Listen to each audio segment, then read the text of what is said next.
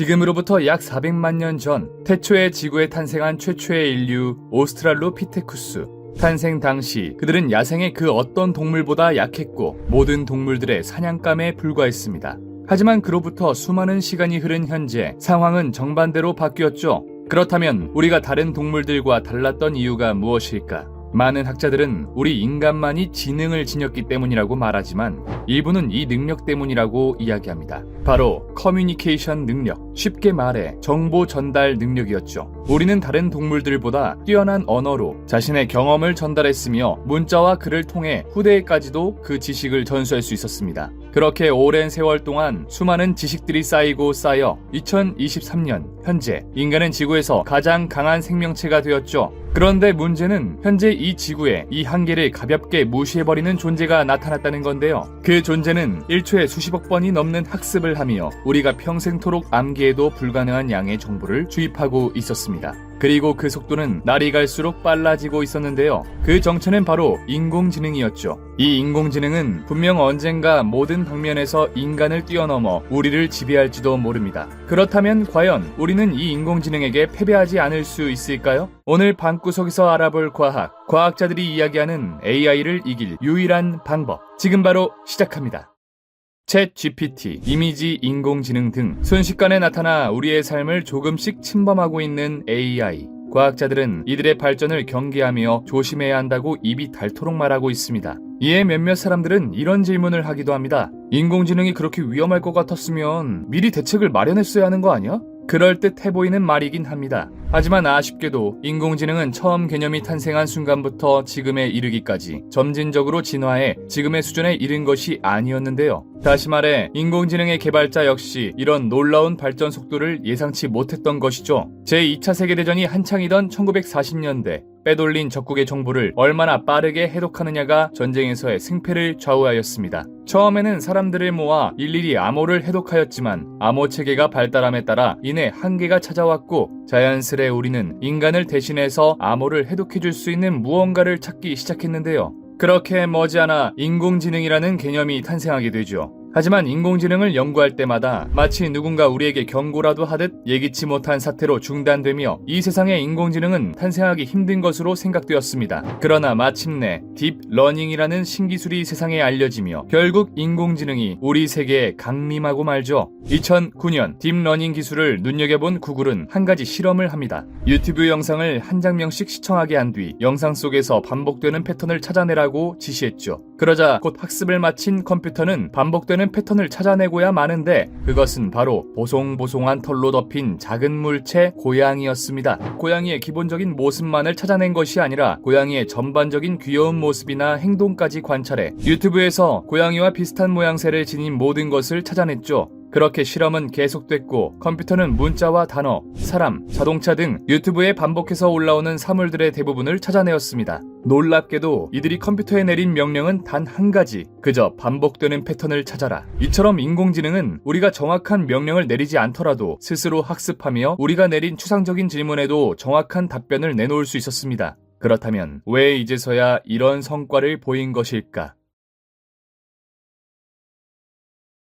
딥러닝은 지금까지의 기계학습과는 달리 인공신경망이라는 것을 사용해 학습하는데요. 여기서 인공신경망은 우리 뇌에서 영감을 받아 만들어진 알고리즘으로 쉽게 말해 우리의 뇌처럼 생각하고 학습하는 능력을 가졌다는 겁니다. 우리의 뇌 속 신경은 이러한 원리로 작동합니다. 어떤 사건이 일어났을 때 우리는 그에 대한 반응을 행동으로 하게 되는데요. 그런데 만약 그 행동이 안 좋은 결과를 일으킨다면 그 행동을 일으킨 모든 신경세포를 덜 활성화하게 만듭니다. 반대로 그 행동이 좋은 결과로 이어졌을 경우에는 그 행동을 일으킨 모든 신경세포가 더 쉽게 활성화할 수 있게 만들죠. 딥러닝은 이러한 방법을 반복하며 정보들 사이에서 스스로 결론을 내리게 되고 단지 데이터만 주어진 상황에서도 학습을 완벽하게 해낼 수 있었습니다. 그런 이유로 딥러닝에 있어서 가장 중요한 것은 수없이 많은 학습에 필요한 방대한 양의 정보, 즉 데이터였죠. 그리고 여기서 과학자들이 우려하는 부분이 나오게 됩니다. 과거 러시아에서는 애플의 음성인식 인공지능 시리에 상응하는 인공지능 비서 앨리스를 내놓은 적이 있었는데요. 앨리스는 어떠한 질문에도 편향성을 띠지 않고 대답하도록 설계되어 있었죠. 그런데 출시하고 고작 보름이 지났을 무렵 아무런 성향도 없어야 할 인공지능이 어느새 폭력을 찬성하며 1930년대의 야만적인 스탈린 체제를 지지하고 있었습니다. 심지어 사람들에게 총격을 가하는 게 합당하냐는 질문에 곧 그들은 사람이 아닐 거야 라는 충격적인 답변을 하기도 하였죠. 이 사례를 보면 AI의 성격은 어떤 정보를 주느냐에 따라 결정되었는데요. 다시 말해 인공지능의 성격은 우리가 주입하는 프로그램에 의해 결정되는 것이 아니라 우리가 인공지능에게 제공하는 정보에 의해 결정된다는 것이었습니다.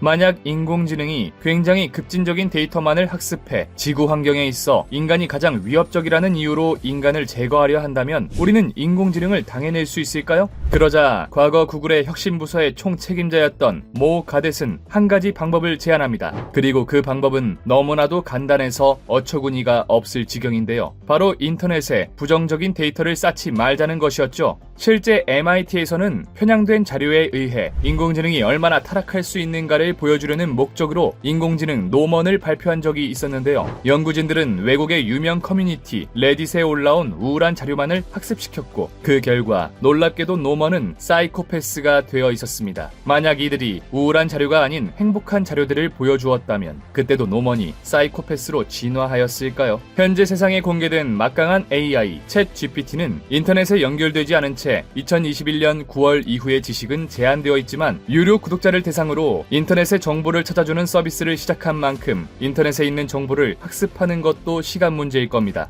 아무리 개발진이 그런 정보를 선별적으로 주입한다고 하여도 언젠가는 모든 정보를 스스로 학습하게 될 테죠. 그렇다면 우리가 할 수 있는 것은 무엇일까? 야속하게도 모든 것을 학습하는 인공지능을 위협적이지 않게 만드는 유일한 방법은 어처구니 없게도 부정적인 데이터를 쌓지 않는 것이었습니다. 이번 영상은 한국경제신문에게 지원받은 도서 AI 쇼크 다가올 미래의 내용을 재구성해봤는데요. 이 도서를 읽기 전까지 인공지능의 발달은 마냥 좋은 일로만 생각했습니다. 우리보다 월등히 빠른 계산 속도로 인류의 난제를 해결해주어 우리를 머나먼 미래로 데려다줄 것 같았죠. 하지만 간과하고 있는 것이 있었으니 그렇게 똑똑한 인공지능이 우리의 말을 들을 필요가 없다는 것이었습니다. 때문에 이 책의 저자는 마치 어린아이가 올바른 길로 가게 인도하듯 인공지능 역시 그런 것이 필요하다는 것이었는데요. 지금까지 인공지능에 대한 서적을 많이 읽어보았지만 이러한 접근 방식은 굉장히 새로워 여러분들도 이번 도서를 함께 읽어보시면 좋을 것 같다는 생각에 구독자 이벤트를 진행하게 되었습니다. 이벤트 참여 방식은 간단합니다. 먼저 방구석 과학 채널을 구독해주시고 영상의 댓글에 간단한 소감 적어주시면 됩니다. 그럼 적어주신 댓글을 바탕으로 추첨을 통해 20분께 도서를 전달 드리려고 하는데요. 한국경제신문에서 좋은 마음으로 저희 채널에 도서를 지원해주시는 만큼 여러분들도 이벤트에 참여하셔서 도서 받아가시면 좋을 것 같습니다. 2023년 현재 인공지능에게 있어 가장 중요한 것은 바로 빅데이터, 우리가 만들어내는 정보가 관건이 되었습니다. 때문에 우리는 마치 우리가 좋은 환경에서 아이를 키우기 위해 좋은 것만 보게 하고 좋은 것만 듣게 하는 것처럼 인공지능도 정확히 똑같은 관점에서 좋은 것만 보고 학습하게 만들어야 하죠. 만약 그렇지 않으면 우리를 마중 나와 있을 AI는 우리를 미래가 아니라 참혹한 지옥으로 데려가게 될 겁니다. 구글의 인공지능 개발 프로젝트를 대부분을 구상하고 시작한 구글 X의 총책임자 모 가댓은 말했습니다. 현재로선 기계와 함께하는 우리의 이야기가 어떻게 끝날지 모르고 그 끝은 우리에게 달려있다. 오늘부터 10년 동안 어떻게 행동하냐에 따라 미래가 결정된다. 지금까지 방구석 과학이었습니다.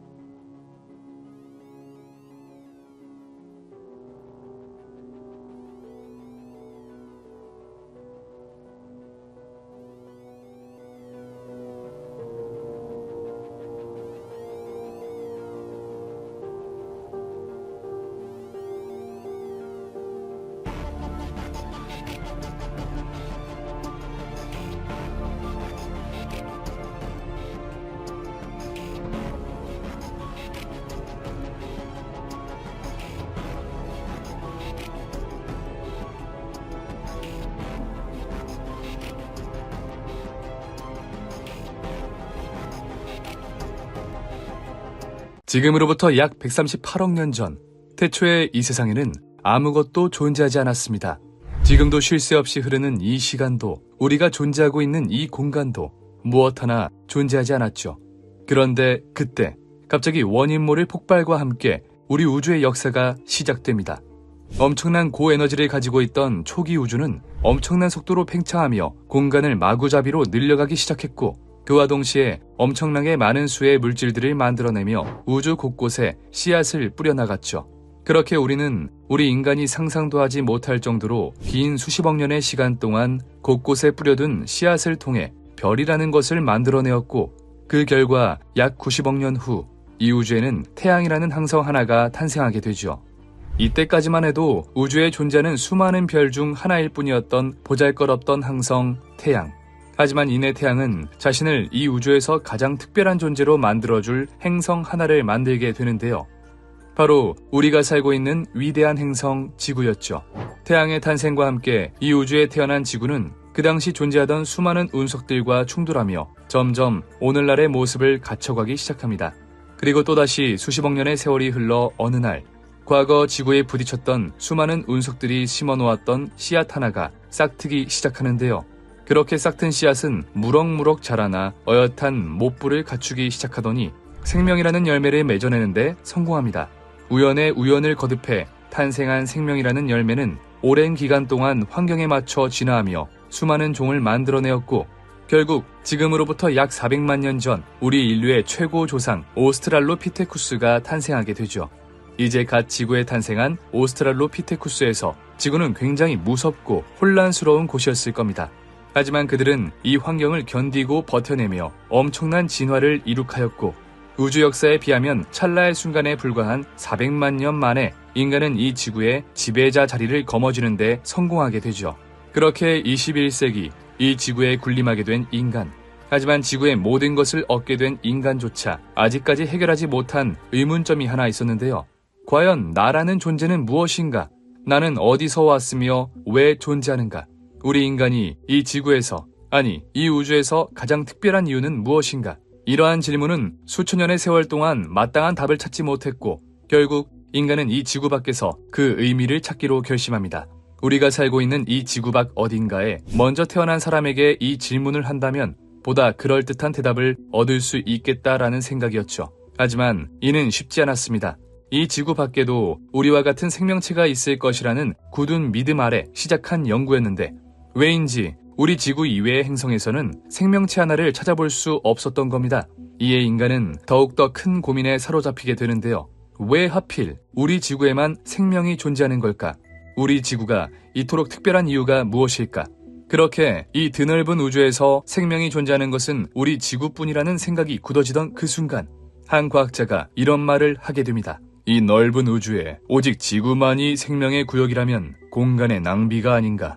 이 말에 큰 감명을 받은 몇몇 과학자들은 결국 우주에서 새로운 생명체를 찾아내는데 박차를 가하였고, 결국 이 우주에 우리 이외에 생명체가 존재할 수밖에 없는 이유를 찾아내고야 맙니다. 오늘 방구석에서 알아볼 과학, 지구에만 사람이 사는 게 아니다.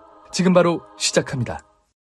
외계인의 존재 가능성에 대한 생각은 단 하나의 사실에서 시작됩니다. 우리 인간이 존재하고 있기 때문이죠. 사실 138억 년의 역사를 가지고 있는 이 우주에서 생명체가 우리 지구밖에 없다는 것은 너무나도 받아들이기 어려운 사실입니다. 너무나도 넓기 때문에 수백만 가지의 경우의 수가 모두 일어날 수 있는 이 우주에 생명체가 우리 지구에 밖에 없다니, 이는 쉽게 납득하기 힘든 사실이죠. 그에 따라 20세기 후반 인간은 이 지구 밖에 우리와 같은 생명체가 있다는 굳은 믿음 아래 외계 행성들을 조사하기에 이릅니다. 과학자들은 분명 우리 우주에는 많든 적든 외계 문명이 존재한다고 믿었습니다. 우리가 지금까지 그들을 발견하지 못한 건 단지 우리가 아직 관측하지 못하는 것일 뿐이라고 믿었죠. 이해가 쉽도록 외계인의 입장에서 생각해봅시다. 400만 년의 인류 역사에서 우리가 가장 비약적으로 발전한 순간을 뽑아보라고 하면 18세기 후반 일어났던 산업혁명 정도가 있을 겁니다. 산업혁명을 통해 우리는 인간의 노동력뿐만 아니라 석탄과 석유를 이용해 기계를 돌리며 더욱 많은 노동력을 만들어내었고, 산업혁명 전후를 비교해보면 인간의 생산 능력 차이는 비교도 되지 않을 수준으로 발전하였죠. 하지만 산업혁명이 일어난 시간을 한번 생각해봅시다.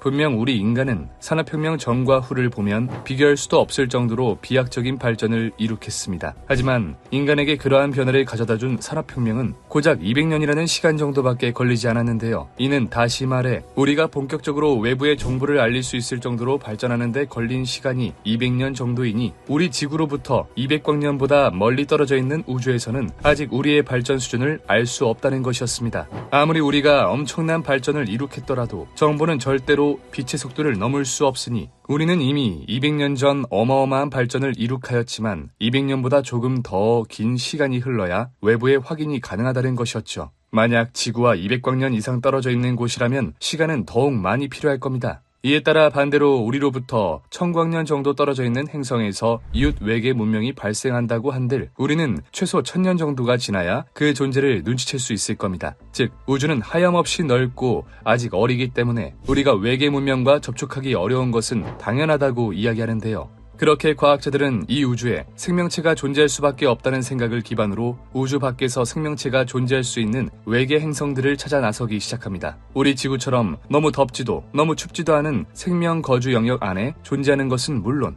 생명체에게는 필수 자원인 물과 호흡을 할 수 있는 대기를 포함하고 있는지, 우주에 존재하는 수많은 항성으로부터 날아오는 무시무시한 자기장을 막아줄 수 있는 행성 자기장이 있는지 등 철저한 조건들을 포함해 외계인이 살 수 있을 법한 행성들을 조사하기 시작하였죠. 그 결과 생명 발생 잠재력이 상당히 높은 행성들을 발견하는 데 성공하였는데요. 그들 중 지구와 가장 비슷해 생명체가 살 가능성이 높은 행성은 바로 글리제 581의 행성들이었습니다. 현재의 망원경 기술로는 외계 행성의 표면까지 들여다볼 수는 없지만 대기 성분의 스펙트럼을 조사해 생명체의 증거를 찾을 수는 있는데요. 예를 들어 생명체가 살아가면서 인위적으로 만들 수밖에 없는 원소들, 이를테면 다량의 메탄, 수증기, 오존 등이 생명 활동에 강력한 증거가 될 수 있으며 프레온 가스나 육플루오린 화학 등 인공적인 물질은 문명 활동의 증거가 될 수 있죠. 이런 상황들을 기초로 2014년 7월 14일 나사에서는 공개 토론회를 통해 향후 20년 안에 외계 생명체의 존재를 확인할 수 있을 것이라고 예측했는데요. 그러나 안타깝게도 2023년 현재 아직까지는 생명체의 존재 흔적에 대해 알아낸 바는 딱히 없었죠. 그러자 몇몇 과학자들은 지구 이외의 행성에서 이론적으로 생명체가 존재할 수밖에 없는 이유를 제시했는데요.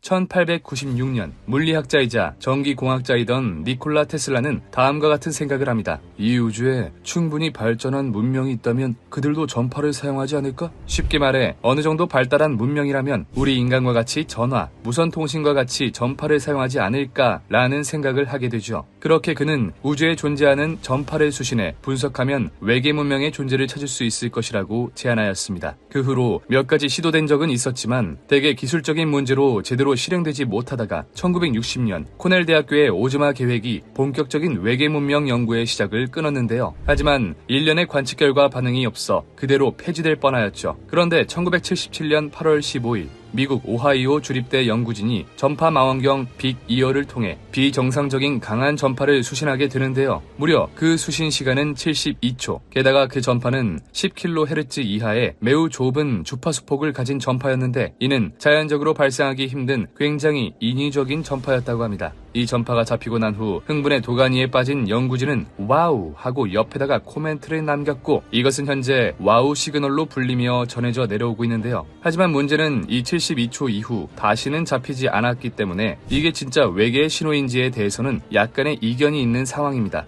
아직까지도 이 신호의 정체에 대해서는 확실히 밝혀진 바가 없었지만 여기서 영감을 얻은 과학자 드레이크는 한 가지 놀라운 방정식을 탄생시키는데요. 그 방정식의 이름은 본인의 이름을 따 드레이크 방정식으로 이 우주 안에 신호를 주고받을 수 있을 법한 외계 문명의 수를 여러 가지 변수에 의해 구하는 방정식이었습니다. 얼핏 보면 굉장히 복잡해 보이는 방정식이지만 하나하나 뜯어보면 그렇게 복잡하진 않았는데요. 먼저 우리 은하내 교신이 가능한 지적 외계 생명체 문명의 수 n을 구하기 위해서는 우리 은하 내에서 별들이 생성되는 비율 R스타를 알아야 했습니다. 다음으로는 항성에 속한 행성들 중 생명체가 살 수 있는 행성의 수 N2를, 계속해서 위 조건을 만족한 행성에서 생명체가 발생할 확률 FL을, 발생한 생명체가 지적 문명으로 진화할 확률 FI를, 발생한 지적 문명이 탐지 가능한 신호를 보낼 수 있을 정도로 발전할 확률 FC를, 마지막으로 위의 조건을 만족한 지적 문명이 존재할 수 있는 시간 L을 곱하면 우리 우주의 외계 생명체 문명의 수가 얼마나 되는지 추정할 수 있었죠. 그렇게 드레이크는 이 방정식에 당시까지의 연구 결과를 얻은 데이터 값을 대입해 그 확률을 구해냈는데요. 그 결과 우리 은하 내에 최소 20개의 문명이 존재하고 많으면 5천만 개의 문명이 존재할 수 있다는 놀라운 결과가 도출되었죠.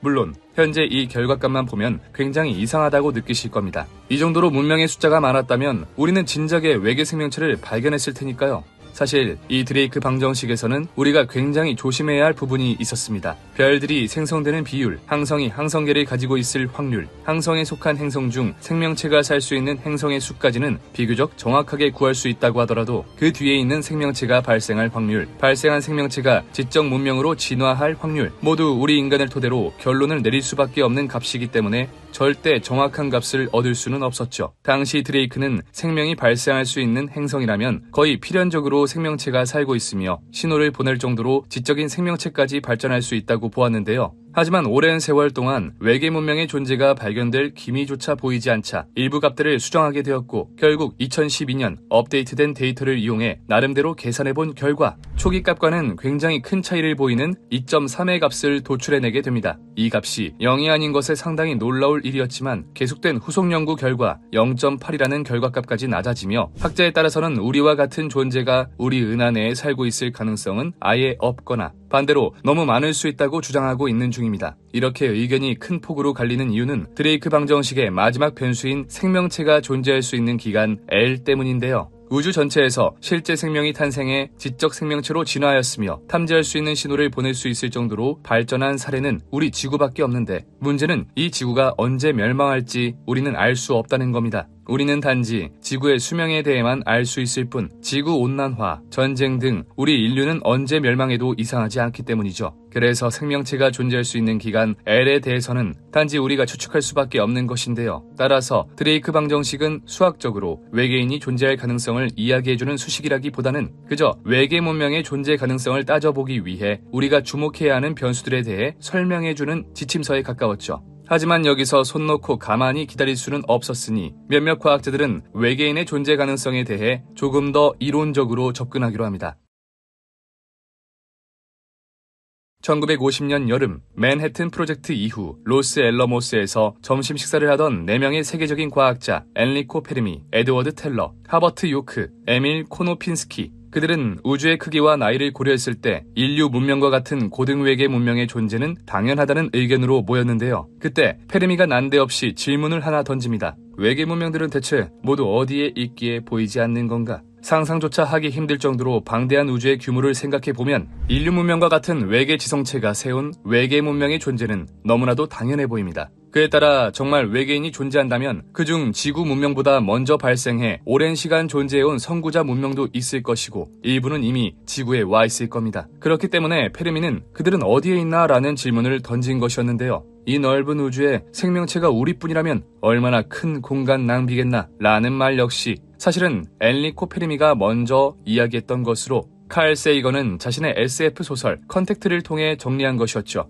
이후 이 역설은 외계 문명을 둘러싼 논쟁에서 항상 언급되었으며 과학자와 SF 작가 등 다양한 분야의 전문가들이 이 역설을 풀기 위해 뛰어들었죠. 그 결과 그 과정에서 갖가지 시나리오와 이론들이 만들어졌는데 현재까지 나온 수많은 의견들을 나누어 보면 크게 3가지로 나뉘어 있습니다. 먼저 외계인은 벌써 우리 곁에 와 있다. 다시 말해 외계인이 이미 지구와 접촉했으나 단순히 우리가 알지 못하고 있을 뿐이라는 주장이었는데요. 이 주장을 요약해보자면 우주에는 당연히 우리 문명을 제외한 외계 문명이 존재하고 있고 그들은 아직 발전하지 못한 우리 문명을 가엾게 여겨 우리들에게 발전할 수 있는 기술을 전수해 주었다는 것이었습니다. 이미 오래전 고도의 외계 문명이 은하계에서 번성했고 그들은 지정한 일종의 자연보호구역 안에 지구가 있다는 것이었죠. 그들은 이 구역 내에 어떠한 간섭도 하지 못하도록 어떤 조치를 취해서 개발되지 않은 우주를 보존하려 한다는 것이었습니다. 물론 외계인의 기술력에 따라 실제로 자신들의 존재를 완전히 숨기는 것이 가능할 수도 있지만 외계인들이 인간처럼 자연보호구역을 설정할 것이라는 상상은 외계인을 지나치게 인간적으로 바라본 것이라는 비판 역시 존재하고 있었죠. 뿐만 아니라 영화 맨인 블랙처럼 이미 외계인들이 인류와 접촉하였으며 지구에서 활동하고 있으나 정부에선 일반인들에게는 철저히 기밀로 하고 있다는 이야기도 있으나 이 역시 현실성이 매우 낮은 수준인데요. 지구상에는 서로 대립하는 수많은 국가들이 있는데 그 모든 국가들이 외계인 문제 하나에서만 합심해 정보를 숨겨주고 있고 수십 년간 그 기밀과 관련되어 있을 사람들이 단 한 번도 그 기밀을 누출하지 않았다는 것은 솔직히 너무나도 비현실적이죠. 그에 따라 두 번째 가설이 등장하게 되는데요. 외계인은 존재하지만 우리와 의사소통할 수 없다. 인류는 전파통신을 개발한 이래 모든 방향으로 인류가 존재한다는 사실을 전파에 담아 온 구역으로 송신하고 있습니다. 하지만 안타깝게도 아직까지 유의미한 정보 하나를 찾지 못했는데 했는데요. 이는 실제로 외계인이 존재하지 않아서일 수도 있지만 광속의 물리학적인 한계 때문에 실제로 외계인이 존재하더라도 알아채기 어려워서일 수도 있다는 주장이 나오게 됩니다. 다시 말해 태양계 밖 어딘가에 외계인이 있기는 하나 물리적 제약으로 인해 서로의 존재를 확인하고 연락할 수단이 없다는 건데요. 광속은 현대인의 관점에서 아득하게 빠른 속도이며 실제로도 물리학적으로 가능한 가장 빠른 속도이지만 우주론적인 관점에서는 끔찍하게 느린 속도로 인류는 지난 세기부터 약 100여 년간 전파 통신을 통해 우리의 존재를 우주 모든 방향으로 알렸지만 이 정보는 겨우 지구에서 100광년 떨어진 거리밖에 가지 못했다는 말이기도 하죠. 반지름 100광년의 구형 공간 바깥에 우리의 소식을 애타게 기다리는 외계인이 있더라도 그들은 우리의 존재를 절대로 눈치챌 수 없을 겁니다. 게다가 전파의 세기는 거리를 갈 때마다 그 제곱만큼 세기가 감소하고 수많은 천체와 상호작용하며 왜곡되는데 약 4광년 떨어진 가장 가까운 별 프록시마에서는 지구의 전파를 수신하고 충분히 해석하여 답신을 보내며 통신할 수 있지만 100광년 떨어진 곳에서는 프록시마에서 받아볼 수 있는 신호 강도가 625분의 1 수준으로 이 정도면 사실상 잡음이 너무 심해 유의미한 정보를 얻어낼 수 없을 겁니다. 따라서 외계 문명이 존재하긴 하지만 서로가 그 정체를 모를 수 있다는 거였는데요. 마지막은 외계인이 존재하지 않고 이 우주에 우리 문명만 존재한다는 것이었습니다. 우리와 같은 지적 생명체가 탄생하기 위해서는 적절한 은하계에 적절한 위치에서 적절한 크기와 종류의 항성 주위를 적절한 거리로 돌고 있는 행성이어야 하며 그 행성 자체의 크기도 적절하여야 하고 그 외에도 항성계를 구성하는 다른 행성도 적절해야 하고 궤도도 적절하게 안정적이어야 하며 그 외의 자기장의 유무와 크기, 행성의 위성의 종류 등 희박한 조건들이 적절하게 부합하여야만 했습니다. 즉 우주적인 규모를 감안한다고 하더라도 지적 생명체가 탄생하고 발전할 수 있는 수많은 적절한 조건을 갖춘 행성 혹은 위성은 지구밖에 없다는 것이었는데요. 그 결과 2018년 6월 옥스포드대 앤더스 샌드버그 박사팀은 오직 인류만이 관측 가능한 우주에서 유일하게 진보된 문명일지도 모른다는 논문을 내놓기도 하였죠. 하지만 여기서 중요한 건 지금 알아본 세 가지의 이론 모두 가능하다는 건데요. 다시 말해 우리 우주에 지적 생명체를 가진 행성이 우리 지구뿐일 수도 있지만 반대로 외계인이 우리 문명이 발달하는 데 도움을 주고 어딘가에 숨어 있을지도 모른다는 것이었습니다. 아직까지는 세 가지 이론 모두 직접 증명된 바가 없기 때문에 외계인이 없다고 단정지을 수 없는 것이죠. 과연 정말 드넓은 이 우주에 지적 생명체는 우리 인류 문명밖에 존재하지 않는 것일까요? 지금까지 방구석 과학이었습니다.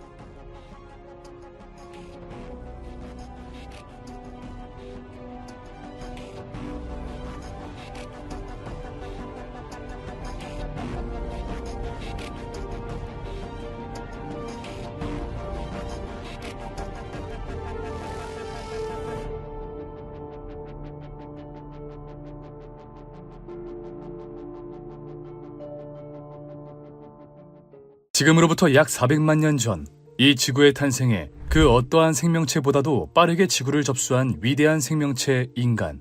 인간은 탄생하던 순간부터 지금까지 마치 누군가에게 보호와 지지를 받고 있는 듯 다른 생명체와는 비교도 할 수 없을 정도로 빠른 진화 속도와 우월성을 증명하였습니다. 그 결과 불과 몇백 년 전까지만 해도 이 지구를 지배하고 있던 수많은 생명체들을 전부 이기고 이 지구의 지배자가 되었죠. 하지만 안타깝게도 우리에게 주어진 행운은 거기까지였는지도 모르겠습니다. 우리는 분명 누군가의 도움으로 인해 이 자리에 올라섰지만 우리를 도운 그 존재가 무엇인지 아무것도 모르기 때문이죠. 때문에 수십 세기에 걸쳐 인간은 자신을 이렇게까지 도와준 알 수 없는 존재를 알아내기 위해 한 가지 학문을 탄생시킵니다. 바로 과학이었죠. 그리고 그 과학은 우리에게 끊임없는 손길을 내민 은인이 바로 이 우주의 비밀에 있다고 이야기합니다. 오늘 방구석에서 알아볼 과학, 결국엔 우주의 비밀을 풀게 될 인류, 지금 바로 시작합니다. 지금까지 기록에 남겨진 바에 의하면 우리 인류는 꽤나 오래전부터 이 문제를 해결하기 위해 애써왔단 걸 알 수 있었습니다. 아직 문명이라고 부르기에도 부끄러운 원시인 시대부터 인류 역사상 가장 번성했던 이집트 문명에 이르기까지 정말 그리고 아주 오래전부터 우리는 그 비밀에 다가가기 위해 노력해왔죠. 안타깝게도 그 비밀은 수세기 동안 자취를 감추며 좀처럼 우리에게 나타날 생각을 하지 않았지만 20세기에 들어서면서 그 비밀은 조금씩 모습을 비추기 시작합니다. 바로 인류 역사상 최고의 천재 알버트 아인슈타인에 의해서 말이죠. 1905년 아인슈타인은 모든 것을 품고 있는 이 우주를 이야기할 수단을 만들기 위해 특수상대성 이론을 발표합니다. 뒤이어 10년 뒤엔 우주를 보다 보편적인 방법으로 이해할 수 있도록 일반 상대성 이론 역시 내놓았죠. 이 두 논문이 세상에 일으킨 파장은 어마어마했습니다. 단지 빛과 시간, 그리고 공간에 대한 설명에 불과했던 이 주장들은 지금까지 갈피를 잡지 못해 탐구하지 못했던 우주 연구의 이정표를 만들어 주었으니까요. 그렇게 1915년 독일의 한 과학자 카를 슈바르츠 실트는 새로이 등장한 이정표를 바탕으로 이 우주에 대한 가장 중요한 연구를 하기 시작합니다. 그 이정표가 말하는 바에 의하면 질량이 있는 물체는 그 자체로 중력을 만들어낼 수 있으며 물체의 질량에 따라 중력의 크기 역시 결정된다고 이야기하고 있었습니다. 그런데 여기서 중요한 점은 질량의 크기에는 제한이 없다는 것, 다시 말해 질량이 무한대가 될 수 있다는 것이었고, 이는 중력 역시 무한대가 되는 순간이 있을 수 있다는 것이었죠. 하지만 정작 이런 이정표를 만들어낸 아인슈타인은 그러한 비상식적인 천체를 받아들일 수 없었습니다. 생각해봅시다. 이 생각에 의하면 질량을 가지고 있는 물체는 그 크기가 크던 작던 중력을 가지고 있을 겁니다. 이때 중력이 영향을 미치는 범위는 무제한이기 때문에 아무리 멀리 떨어져 있는 천체일지라도 서로 중력의 영향을 주고받을 겁니다. 그렇다면 수억 년의 세월이 흐르면 이 둘의 거리는 아주 조금이라도 가까워지게 되겠죠. 문제는 이러한 천체들이 우주에는 수억 개, 수조 개 이상 있다는 겁니다. 다시 말해 충분한 시간이 흐른다면 우주에 존재하는 모든 천체들은 저마다의 질량이 만들어낸 중력으로 서로가 서로에게 이끌려갈 것이며 언젠가는 이들이 서로 만나 더 큰 질량을 가진 천체로 진화하게 된다는 이야기입니다. 그리고 더욱 커다란 질량을 얻게 된 천체는 더욱 강한 중력을 행사하며 더욱 많은 천체들을 끌어당기게 될 것이고, 이는 곧 모든 것을 어마어마한 중력으로 빨아들이는 무시무시한 천체, 블랙홀로 진화하게 되겠죠. 그렇다면 수억 년이 흐른 이 우주에 남는 천체라고는 블랙홀밖에 없을 겁니다. 아인슈타인은 이렇게 아름답고도 완벽한 우주가 이러한 비참한 결말을 맞을 것이라고는 생각할 수 없었습니다. 때문에 그는 블랙홀의 존재를 철저히 부정했죠. 그런데 이때 독일의 카를 슈바르츠 실트는 이를 무시하고 블랙홀의 존재 가능성에 대해 발표합니다. 그는 1915년 아인슈타인이 일반 상대성 이론과 함께 발표한 아인슈타인 장방정식을 통해 수학적으로 블랙홀이 존재함을 증명하였으며, 그 누구도 감히 그 수식에서 오류를 찾을 수 없었죠. 그때부터 인류는 모든 것을 빨아들인다는 신비하면서도 무서운 존재, 블랙홀에 대해 연구하기 시작합니다. 하지만 그에 대해 연구하면 연구할수록 머릿속에서 하나의 의문이 끊이지 않고 떠올랐는데요. 블랙홀이 엄청난 중력으로 모든 것을 계속해서 빨아들인다면 그 물질들은 전부 어디로 가는 것일까? 블랙홀은 중력이 너무나도 강해서 우주상에서 가장 빠르다는 존재 빛조차 빨아들이며 계속해서 성장합니다. 물질을 빨아들여 질량이 증가할수록 블랙홀의 중력은 강해지고, 중력이 강해질수록 더욱 많은 물질들을 빨아들일 수 있어 블랙홀의 크기는 계속해서 커지게 되죠. 때문에 슈바르츠 실트에 의해 블랙홀의 존재가 예측된 이후로 우리는 블랙홀이 계속해서 물질을 빨아들이고 그 크기가 계속해서 증가할 것이라고 생각해왔습니다. 하지만 블랙홀이 정말 이런 식으로 행동한다면 굉장히 무서운 일이 아닐 수 없는데요. 블랙홀이 계속해서 한계를 모르고 커진다면 과연 어디까지 커지냐가 가장 커다란 문제였습니다. 물론 우주는 굉장히 넓기 때문에 블랙홀이 우주를 지배하는 데까지는 오랜 시간이 걸리겠지만 충분한 시간이 흐른다면 우주에 남는 천체는 결국 블랙홀일 뿐입니다. 다시 말해 우리 우주의 미래는 블랙홀에게 갈기갈기 찢길 것이라는 것이었죠. 때문에 우리는 주위 물질을 빨아들이며 계속해서 성장하는 블랙홀을 막을 수 없다고 생각했고, 무언가 이상하긴 했지만 이 우주의 끝에는 암울한 미래만이 펼쳐져 있을 것이라고 생각하였습니다. 물론 그러면서 모든 것을 빨아들이는 블랙홀과 반대되는 개념인 모든 것을 내뱉는 천체, 화이트홀을 구상하기도 했지만, 화이트홀이 모든 것을 내뱉는 동시에 국소적으로 엄청난 질량이 모이기 때문에 다시 한번 블랙홀이 생겨 화이트홀이라는 개념 역시 잘못되었다고 결론짓게 되었죠. 다시 말해 블랙홀이 작아질 방법은 존재하지 않으며 블랙홀은 주위의 물질을 잡아먹고 끝을 모르고 성장할 뿐이라는 것이었습니다. 하지만 이에 대해 굉장한 의구심을 품은 자가 있었으니 바로 인류를 대표할 정도로 천체 물리학에 능통했던 천재 스티븐 호킹이었죠. 사실 호킹 이전에도 블랙홀에 대해 의구심을 가졌던 사람이 있었습니다. 1972년 야콥 베켄슈타인은 이 세상을 지배하는 법칙, 열역학을 적용시켜보기로 하는데요. 그런데 열역학 법칙에 의하면 우리가 지금까지 알고 있던 블랙홀의 정의는 굉장히 많이 수정되어야 했죠. 셀 수 없을 정도로 많은 입자로 이루어져 있는 이 우주가 고작 블랙홀 몇 개로 정리가 된다면 이는 열역학 제2법칙인 엔트로피의 법칙을 위반하게 되는 것이었습니다. 엔트로피 법칙은 쉽게 말해 이 세상은 점점 무질서한 방향으로 나아간다는 법칙으로 물에 퍼진 잉크가 자유분방하게 퍼지는 것을 보면 알 수 있는데요. 반대로 엔트로피가 낮아진다는 것은 이미 엎질러진 물을 다시 주워 담고 물에 퍼진 잉크를 다시 돌리는 행위에 해당합니다. 다시 말해 절대 엔트로피는 낮아질 수 없다는 것이죠. 만약 블랙홀의 엔트로피가 0이라면 주변의 엔트로피가 0이 아닌 무언가를 블랙홀 안에 넣었을 때 전체 엔트로피는 감소하게 될 겁니다. 하지만 이 세상에 그런 일은 벌어질 수 없으니 블랙홀은 엔트로피가 0이 아니게 되는 것이죠. 때문에 블랙홀의 온도는 절대 온도 0도가 아니며 이는 온도에 따라 빛이 나오는 현상인 흑체 복사가 일어나야만 했습니다. 이는 다시 말해 모든 것을 빨아들이기만 하고 당연하게도 내뱉는 것은 없다 생각했던 블랙홀이 사실은 우리도 모르게 계속해서 복사열을 내뱉고 있었다는 것이죠. 나아가 호킹은 더욱 충격적인 이야기를 합니다. 베켄슈타인의 제안으로부터 2년 후 호킹 박사는 호킹 복사라는 것을 제시하며 흑체 복사가 충분히 가능하다고 말합니다. 그렇다면 호킹 박사가 이야기하는 블랙홀이 내뱉는 물질은 과연 무엇일까? 바로 여기서 일반 상대성 이론과는 전혀 연관이 없을 것 같던 양자역학이 등장하게 됩니다.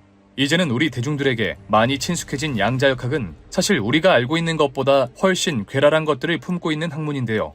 그 중에는 우리의 상식 수준으로 절대 이해할 수 없는 양자요동 혹은 양자떨림이라 부르는 현상이 있었죠.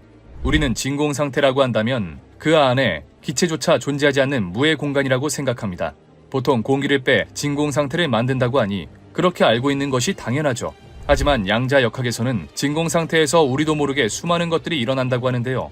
하이젠베르크의 불확정성의 원리에 따르면 공간에는 전자와 양전자가 수시로 생성되었다가 서로 충돌하며 소멸하기를 반복한다고 합니다. 일반적으로 이런 양자요동이 일어나는 시간은 무려 10의 마이너스 44제곱초 정도로 매우 짧기 때문에 관측하기가 극도로 어려우며 만약 발견한다고 해도 불확정성의 원리에 따라 일정 정밀도 이상 측정하는 것이 불가능하다고 하죠.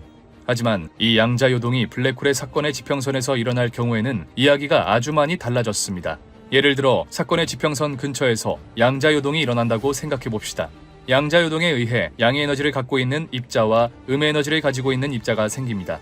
음의 에너지를 가진 물질이 존재한다는 게 믿기지 않지만 불확정성의 원리에 의하면 이 세계에 오래 머물지 않는 입자는 음의 에너지를 가질 수 있다고 하죠. 어차피 양의 에너지를 가진 입자와 음의 에너지를 가진 입자가 다시 만나 사라져버릴 것이기 때문에 에너지 보존 법칙을 위반하지도 않습니다. 그런데 블랙홀의 사건의 지평선에서 양자요동이 일어나면서 둘 중 하나의 입자가 확률적으로 블랙홀에 빨려 들어가게 되는데요. 이때 만약 양의 에너지를 가진 입자가 빨려 들어가고 음의 에너지를 가진 입자가 방출하게 된다면 불확정성의 원리를 위배하기 때문에 음의 에너지를 가진 입자가 빨려 들어가고 양의 에너지를 가진 입자가 방출하게 되죠. 이는 마치 블랙홀이 입자를 방출하는 것처럼 보이며 이것이 바로 호킹 복사였습니다. 그리고 외부에서 볼 때 이 현상은 블랙홀이 바깥으로 에너지를 방출하는 셈이 되는데 전체 에너지는 항상 보존되어야 한다는 에너지 보존 법칙에 의해 블랙홀이 방출한 입자만큼 블랙홀의 질량은 줄어들게 되죠. 또 아주 미량이긴 하지만 질량이 줄어들었기 때문에 블랙홀의 수명 역시 점차 줄어들게 됩니다. 블랙홀이 무언가를 빨아들이기만 하는 것이 아니라 그와 동시에 입자를 내놓고 있다는 것은 당시 학계에서 굉장히 충격적인 주장이었는데요. 게다가 전혀 연관이 없을 것 같던 미시세계에서 일어나는 일에 일반 상대성 이론의 중력이 작용한다는 것을 밝혀내며 두 학문의 연관성마저 찾아버리고 말았죠. 하지만 이는 더 큰 논쟁을 불러일으키는 서막에 불과했으니 문제의 쟁점은 블랙홀이 사라진다는 것이었습니다. 우리는 무언가가 어떻게 형성되었는지 알기 위해 그것의 과거 흔적들을 조사하고는 합니다. 우리의 조상을 찾기 위해 땅속에 파묻혀 있는 화석들을 조사하고 과거 지구에 무슨 일이 있었는지 알기 위해 지질을 분석하는 것처럼 말이죠. 때문에 우리는 우주의 비밀을 파헤치기 위해 수십억 년 전 발생한 빛을 통해 우주의 과거를 연구하고 있습니다. 그런데 그 빛은 수십억 년 전 우주에 존재했던 입자들이 만들어낸 별이 낸 빛일 텐데요. 현재 그 별은 다양한 방식으로 최후를 맞이했을 것이고 이 중 몇몇은 블랙홀이 되거나 블랙홀의 먹잇감이 되었을 겁니다. 때문에 블랙홀은 우리가 궁금해하고 찾고 싶은 것들을 머금고 있는 보물창고와 같은 것이고 이것이 바로 우리가 블랙홀 연구에 매진하는 이유이죠. 하지만 호킹 복사 이론의 발표 이후 우리는 초조해졌습니다. 그 전까지 블랙홀은 영원하며 정보를 가지고 있는 입자는 갈기갈기 찢어질지언정 블랙홀 속 안에 정보는 여전히 있을 것이라 생각했습니다. 여기서 말하는 정보는 우리가 생각하는 종이문서, 책 같은 것이 아니라 이 입자가 몇 도에 얼고 몇 도에 끓는지, 어떤 성질을 가지고 있으며 누구와 궁합이 잘 맞아 결합하는지 등의 입자의 성질 같은 정보였죠. 만약 시간이 흘러 우리가 이 정보를 제대로 해석할 수 있는 날이 오게 된다면 이 입자가 138억 년 전에는 무엇을 했는지, 누가 이 입자를 탄생시켰는지, 다시 말해 빅뱅 초기에는 무슨 일이 벌어졌던 건지 알 수 있으리라 생각했죠. 아무리 블랙홀 속에 빨려 들어가도 입자가 사라지지는 않기 때문에 이런 정보들은 영원히 유지될 것이라 믿었습니다. 하지만 호킹 복사에 의하면 블랙홀은 매우 소량이지만 점점 질량을 잃어가며 죽어가고 있는데요. 그리고 이는 다시 말해 정보를 가지고 있는 입자가 점차 사라지고 있다는 것이었죠. 호킹 복사를 통해 나오는 물질이 그 정보가 아니냐는 말도 있었지만 그건 블랙홀의 사건의 지평선에서 양자 요동으로 생성된 블랙홀과는 상관이 없는 물질로 절대 블랙홀의 정보를 담고 있을 수 없었습니다. 그리고 이는 학계에 다시 한번 커다란 파장을 일게 하는데요. 블랙홀의 질량이 줄어 정보가 사라지게 된다면 블랙홀에 들어갔다 나온 물질의 정보의 양이 줄어드는 문제가 발생하게 되는 것이죠. 이렇게 발생한 역설은 우리가 블랙홀의 정보 역설이라고 부릅니다. 이런 역설을 해결하기 위해 이론 물리학자들은 사실 정보는 소실되는 게 가능하다. 블랙홀이 물질에서 정보를 분리해 어딘가 저장하기 때문에 사라진 것처럼 보일 뿐이다. 우리가 정보를 해석하는 능력이 떨어져서 그런 것이고 따지고 보면 결국 정보가 유지될 것이다 등 다양한 가설과 논쟁을 이어가고 있습니다. 이 외에도 수많은 문제점이 생기며 논쟁을 만들어내고 있지만 현재까지 블랙홀이 입자를 내뱉고 정보가 사라진다는 것은 반박할 수 없는 사실이죠. 그리고 만약 정보가 사라지는 것이 맞다면 우리는 영원히 우주의 비밀을 풀 수 없을지도 모릅니다. 더 이상 과거를 조사할 무언가가 남아있지 않을 테니까요. 물론 지금까지 상황에 따르면 우리는 분명 이 우주의 비밀을 밝혀낼 수 없습니다. 당장 우리가 관측 가능한 우주의 크기마저 진짜 우주의 일부분이며 더욱이 이 우주를 우리가 전부 관측할 수 있을지조차 미지수인 상황이죠. 하지만 불과 100년 전까지만 해도 우리는 이 우주가 팽창한다는 사실도 믿지 못했으며 더욱이 이 우주가 빅뱅으로 인해 탄생하였다는 사실 역시 꿈도 꾸지 못했습니다. 하지만 그때마다 우리의 생각을 뛰어넘는 놀라운 발견과 발명이 이루어지며 우리의 상상의 영역을 점차 현실의 영역으로 바꾸어 놓았고 머지않아 절대 벗어날 수 없다고 생각했던 지구를 탈출해 달에 도착하기도 했었죠. 그리고 항상 그 말도 안 되는 해결책은 우리가 생각지도 못할 정도로 가까운 곳에 있었습니다. 바로 우리에게 우주의 꿈을 열어준 천체이자 감히 접근할 생각조차 못했던 천체, 블랙홀이었습니다. 1915년 아인슈타인의 장방정식을 풀이하며 블랙홀의 존재를 예측한 슈바르츠 실트. 슈바르츠 실트의 주장이 너무나도 상식을 벗어난 나머지 1939년 아인슈타인은 그의 블랙홀 이론을 부정하기 위해 별도의 논문을 작성할 정도였습니다. 그리고 그 논문에는 이렇게 쓰여 있었죠. 블랙홀은 물리적 현실에서 절대로 존재할 수 없다. 하지만 그렇게 철저히 블랙홀의 존재를 부정했던 아인슈타인도 내심 블랙홀의 존재를 인정하고 있었던 듯한데요. 아인슈타인 방정식의 해를 풀어난 슈바르츠 실트에는 몇 가지 흥미로운 특성을 가지고 있었습니다. 먼저 첫 번째, 아무것도 돌아올 수 없는 경계선이 블랙홀의 주위를 감싸고 있다. 다시 말해 블랙홀에는 빛조차도 빠져나올 수 없는 사건의 지평선이 있다는 말로 이 반경보다 더 가까이 접근하는 물체는 여지없이 블랙홀로 빨려 들어가 결코 탈출하지 못하게 된다는 이야기였죠. 그리고 다음 이야기가 조금 흥미로웠는데요. 슈바르츠 실트 반경 안으로 떨어진 사람은 시공의 반대편에 비친 거울 세계를 보게 될 것이다.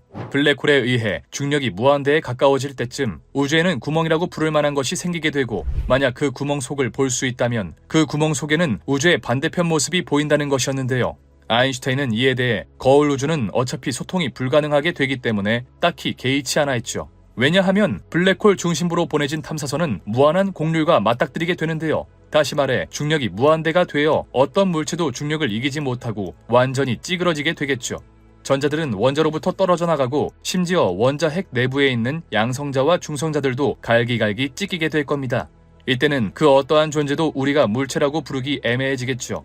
또 다른 우주로 통과해 들어가려면 그 탐사선은 빛보다 빠른 속도로 날아야 하는데 특수상대성 이론에 의해 빛보다 빠른 물체는 존재할 수 없었는데요. 따라서 슈바르츠 실트 해가 의미를 갖기 위해서는 이 거울 우주가 수학적으로 필요하긴 했지만 물리적으로는 절대 발견될 수 없었던 겁니다. 그래서 아인슈타인도 블랙홀은 물리적 현실에서 절대로 존재할 수 없다라고 말한 것이었죠. 그러다 1935년 아인슈타인과 그의 동료 네이선 로제는 일반 상대성 이론이 다리를 놓을 수 있다는 논문을 하나 발표하게 되는데요. 오늘날 아인슈타인 로젠 다리라고 불리는 이 논문은 극단적으로 휘어진 시공간 사이에 마치 다리 같은 것이 생성될 수도 있다는 내용을 가지고 있었죠. 하지만 그러면서도 아인슈타인은 아인슈타인 로젠 다리가 블랙홀이 수학적으로 모순이 없는 이론이 되기 위해서 필요하지 실제로 이 다리를 통과해 거울 우주에 도달한다는 것은 불가능하다고 생각했습니다. 때문에 블랙홀의 존재, 블랙홀을 통한 이동은 상당히 흥미롭게 들려왔으면서도 당대 최고의 물리학자 아인슈타인이 부정했기 때문에 우리들의 기억 속에서 잊혀져 가고 있었죠. 그런데 1963년 상황이 바뀌기 시작합니다. 뉴질랜드의 수학자 로이 커가 아인슈타인 방정식에 대한 또 하나의 해를 발견하게 된 것이었는데요. 슈바르츠 실트가 회전을 배제하고 아인슈타인 방정식의 해를 구했다면 커는 회전까지 그 계산에 집어넣었죠. 그 결과 회전하는 무거운 별은 한 점으로 붕괴하지 않는다는 사실을 발견하게 됩니다. 그 대신 회전하는 별은 납작하게 되어 결국 고리 모양으로 압축되는데 이는 흥미로운 성질을 갖게 되죠. 만약 옆쪽에서 블랙홀 안으로 우주선을 통과시키면 그 우주선은 고리 모양의 블랙홀에 부딪혀 완전히 파괴되고 말 겁니다. 하지만 우주선을 그 고리의 위쪽이나 아래쪽으로 접근시키면 여전히 많은 중력을 버텨야 하긴 하지만 그래도 무한대의 중력까지는 버텨내지 않아도 되는데요. 다시 말해 우주선이 회전하는 블랙홀의 회전축을 따라 통과한다면 엄청난 중력을 견디긴 해야 하지만 그래도 반대편에 있는 우주에 도달할 수 있다는 것이었습니다. 마치 사과에 있는 벌레가 반대편에 도달하기 위해선 사과의 둘레를 기어가야 하지만 사과의 안쪽을 파먹으면 쉽게 반대편에 갈 수 있는 것처럼 웜홀이 탄생하게 되죠. 이 웜홀을 사용하게 된다면 우리는 이제 시간과 공간에 구애받지 않고 우리가 원하는 시대와 원하는 공간으로 이동할 수 있게 될 겁니다. 물론 학자들의 해석에 따라 웜홀이 만들어진 순간부터 웜홀로의 이동이 가능하기 때문에 절대 과거로는 돌아갈 수 없다고 이야기하기도 하지만 만약 정말 웜홀이 존재한다는 것이 증명된다면 이는 인류가 풀어나가야 할 다음 과제 정도로 생각하게 되겠죠. 그리고 그런 시대가 온다면 지금도 점차 사라지고 있는 우주의 정보들과 상관없이 우리가 과거로 돌아가 이미 사라져버린 정보들에 접근할 수 있을 겁니다. 그리고 이 시간을 점차 과거로 돌려 138억 년 전으로 돌릴 수 있다면 우리는 마침내 이 우주의 비밀, 우리를 탄생케 하고 우리를 선택한 우주의 비밀을 풀 수 있을지도 모르겠습니다. 지금까지 방구석 과학이었습니다.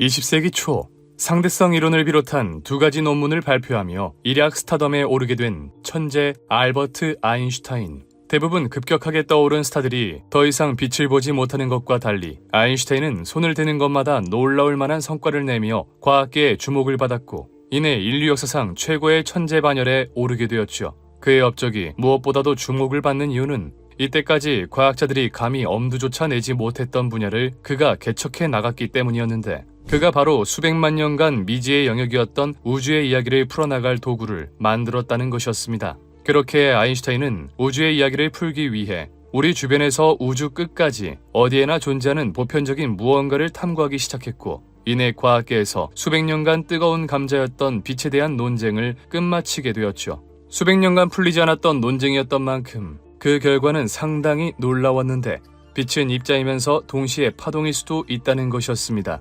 이는 기존 과학계의 상식을 뒤집어버리는 이야기로 쉽사리 믿을 수 없었지만 그의 논리와 이야기를 따라가다 보면 자연스레 수긍할 수밖에 없는 사실이었습니다.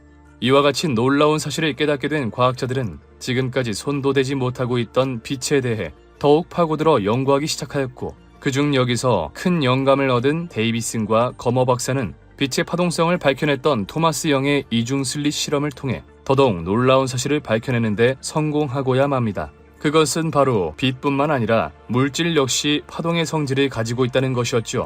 우리가 그동안 입자라고 믿어왔던 전자가, 아니 파동이라고 생각해본 적도 없던 전자가 파동의 성질을 가지고 있다는 것은 과학계에 아주 커다란 충격이었습니다. 이에 과학자들은 이 말도 안 되는 기현상을 설명하기 위해 모두 달려들었고 그중 하이젠베르크와 슈레딩거는 이 현상을 각각 자신의 생각대로 기술해내는 데 성공하죠. 그들은 각각 물질이 입자일 때와 파동일 때를 나누어 행렬역학과 파동방정식이라는 수식으로 표현해냈는데 이때 전혀 예상치 못한 곳에서 문제가 터져 나오게 됩니다. 하이젠베르크가 만들어낸 행렬역학은 기존에는 존재하지 않았던 새로운 방식의 수학이었다는 건데요. 그에 따라 이미 기존의 수학체계가 익숙한 고전 물리학자들에겐 그다지 신뢰를 받지 못하였고 그들 중에는 무려 아인슈타인도 있었죠. 하이젠베르크가 제시한 행렬역학은 물론 그가 자신의 스승 보어와 함께 해당 현상을 설명한 코펜하겐 해석을 받아들일 수 없었던 아인슈타인은 정말 일평생을 바쳤다고 할 수 있을 정도로 온 힘을 다해 이들을 공격하기 시작하는데요. 오늘 방구석에서 알아볼 과학, 아인슈타인이 양자역학을 부정한 이유, 지금 바로 시작합니다. 1923년 고작 23살의 나이로 박사 학위를 따내며 당대 최고의 수학자이자 물리학자인 막스 보른과 공동 연구를 진행하게 된 하이젠베르크. 그 사이 자신의 스승이던 보어의 부름을 받아 코펜하겐을 오가며 보어의 원자 모형을 방정식으로 만들고자 노력하였는데 1925년 괴팅겐으로 돌아왔을 때에는 꽃가루 알레르기를 심하게 앓아 약 2주간 요양을 떠나게 됩니다. 이 섬에 머무는 동안 하이젠베르크는 보어의 원자 모형을 방정식으로 만들기 위해 노력했는데 그에게는 나름의 원칙이 있었습니다. 전자의 정확한 위치와 운동량은 정확히 관측할 수 없기 때문에 배제하고 대신 원자가 방출하는 빛의 파장이나 세기 등은 실험으로 정확히 관측할 수 있었기에 오직 이 값들로만 이론을 만들고 싶어 했죠. 또 양자 이론이 아무리 말도 안 되는 현상들만 보인다고 하더라도 에너지 보존 법칙만은 위배하지 않을 것이라 생각했는데 이러한 생각들의 결과 도저히 이해할 수 없는 수많은 숫자들이 나열되었는데요. 그가 발견한 것은 간단히 말하자면 하나의 거대한 표 같은 것으로 이 표를 이용하면 전자가 이 궤도에서 저 궤도로 이동할 때 방출하는 빛의 세기를 구할 수 있었죠.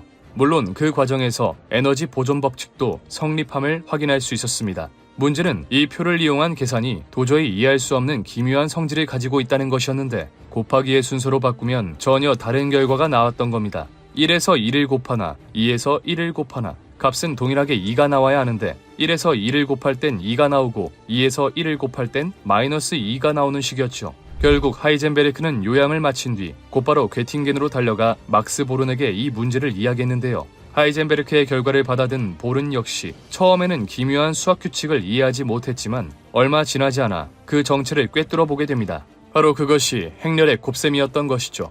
행렬이란 숫자를 직사각형의 형태로 배열한 것으로 숫자를 어떻게 배열하느냐에 따라 계산의 순서가 달라지기 때문에 숫자의 순서가 굉장히 중요했습니다. 이렇게 탄생한 행렬 역학은 전자가 입자일 경우 보어의 원자 모형을 방정식으로 완벽하게 표현한 것은 물론 어떠한 현상을 해석하는 데 있어 새로운 수단이 생긴 것이나 마찬가지였는데요. 당연히 대부분의 과학자들은 새롭게 해석할 수 있는 여지를 만들어준 행렬 역학을 반겼지만 모두가 그의 발견에 열광한 것은 아니었습니다. 오랜 세월 동안 익숙했던 정통 계산법이 아니라 완전히 새로운 수학과 계산 규칙이 등장했다는 것은 기존의 방법이 익숙했던 고전 물리학자들에게 반발심을 사기 충분했고 그중 한 명이 바로 고전 역학을 대표하는 과학자인 알버트 아인슈타인이었죠. 그런데 만약 이 순간 누군가가 고전적인 방식으로 양자 이론을 기술할 수 있다면 새로운 것에 낯설어하며 반대하던 고전 물리학자들에게 분명히 지지를 얻을 수 있을 겁니다. 그리고 그 일을 해낸 사람이 바로 오스트리아의 학자 에르빈 슈레딩거였죠. 때마침 빛뿐만 아니라 물질 역시 입자성과 파동성을 동시에 지닐 수 있다는 물질파 개념이 나왔고 여기서 영감을 받은 슈레딩거는 수소 원자의 스펙트럼을 설명할 새로운 파동 방정식을 찾아 나섰는데요. 하이젠베르크가 전자의 입자성을 바탕으로 행렬 역학을 탄생시킨 것과 정반대로 슈레딩거는 전자의 파동성에 집중해 그를 수식으로 나타내보기로 하죠. 그리고 1925년 크리스마스 마침내 슈레딩거는 그의 이름을 날릴 방정식을 만들어내게 되는데요. 그가 만든 방정식은 물리학자에게 대단히 익숙한 미분 방정식의 형태를 띠고 있었고 미분 방정식은 오랜 세월 물리학자들이 풀어왔던 형식의 방정식이었기에 별다른 거부감 없이 받아들여졌죠. 그런데 문제는 슈레딩거 본인조차도 이 방정식이 무엇을 뜻하는 건지 해석할 수 없었다는 건데요. 슈레딩거 본인을 포함한 대다수의 물리학자들이 연구했던 고전 역학은 뉴턴의 운동 방정식에 초기 조건을 대입하면 구해지는 단 하나의 해로 미래를 예측할 수 있었습니다. 가령 내가 A 지점에서 3시간 동안 시속 3km로 이동한다면 3시간 뒤에는 A 지점에서 9km 떨어진 곳에 있다는 것을 충분히 예측할 수 있었고 실제로도 그랬죠. 물론 초기 조건이 복잡해진다면 해를 구할 수 없는 경우도 있을 수 있지만 그건 단지 해를 구하는 수학적 능력이 부족한 것이지 방정식 자체에는 아무런 문제도 없었습니다. 다시 말해 정확한 초기 조건이 구해지기만 한다면 초기 조건이 들어간 방정식에서 단 하나의 해가 나와 미래에 어떤 일이 벌어질지 정확하게 예측할 수 있다는 것이었는데요. 하지만 슈레딩거 방정식은 달랐습니다. 그의 방정식에 초기 조건을 대입해 방정식을 풀면 하나의 해가 아니라 여러 개의 해가 구해지는데요. 다시 말해 A 지점에서 출발한 파동이 기존의 상식대로라면 B 지점에 도착해야 하는데 슈레딩거 방정식에 넣어 계산하면 B 지점에 있을 수도 있고 C 지점에 있을 수도 있고 D 지점에도 있을 수 있다는 것이었죠. 사실 파동함수는 단순히 수학으로만 유도된 함수이기 때문에 굉장히 추상적인 함수였는데요. 또한 그 때문에 단순한 방정식만으로는 물리적 의미를 갖지 못했습니다.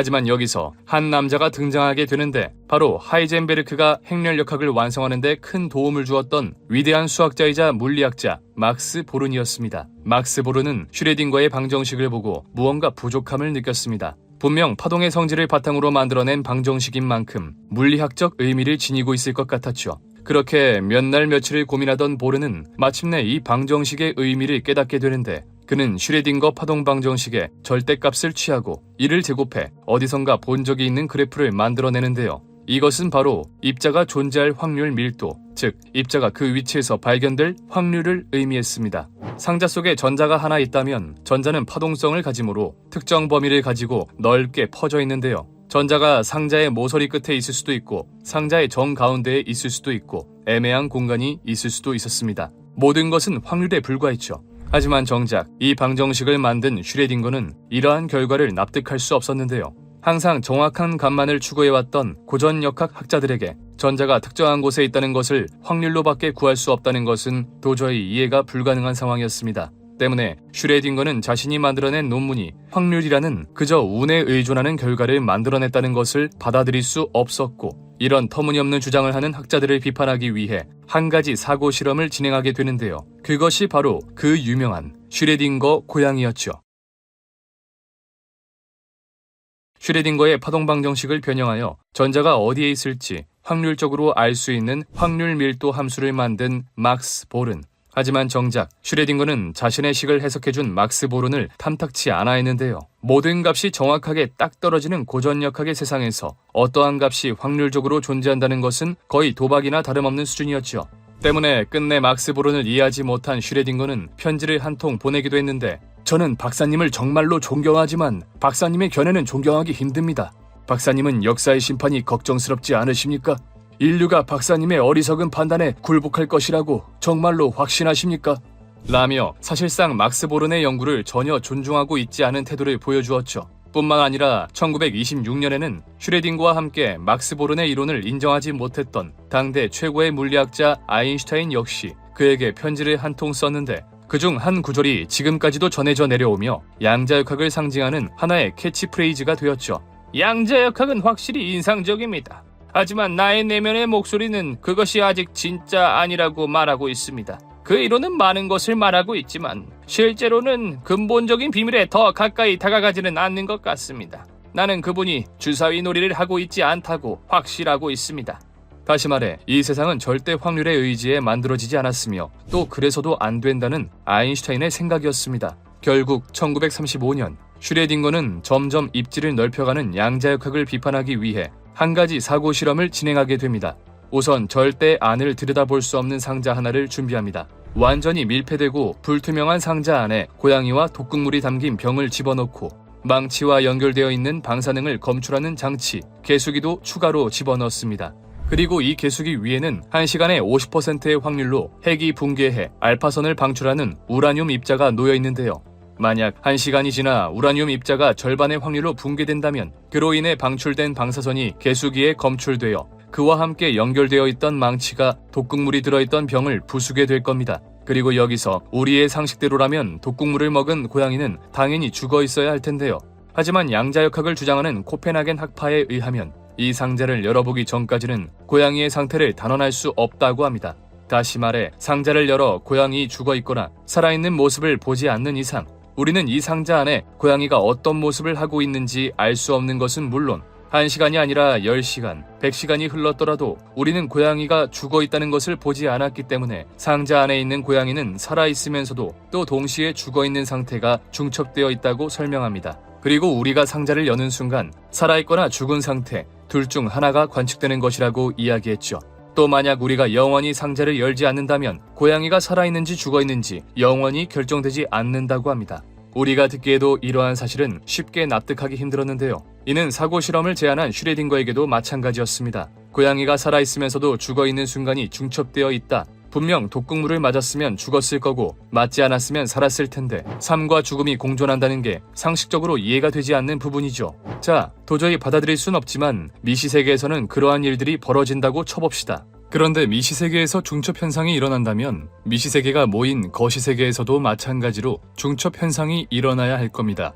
고양이는 수천조 개의 원자가 모인 거시세계의 존재입니다. 그런데 우리가 지금껏 살아있으면서 또 동시에 죽어있는 고양이를 본 적이 있었나요?